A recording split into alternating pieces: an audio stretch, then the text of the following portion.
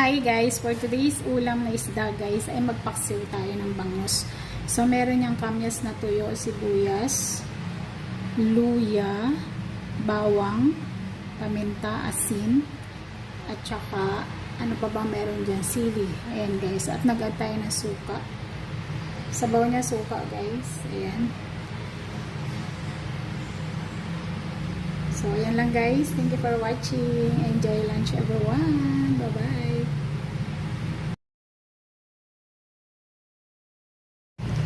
Ang sarap ng kamya sa paksiw. Ito na guys ang finished product ng ating paksiw na bangus for lunch. Thank you for watching. Bye-bye.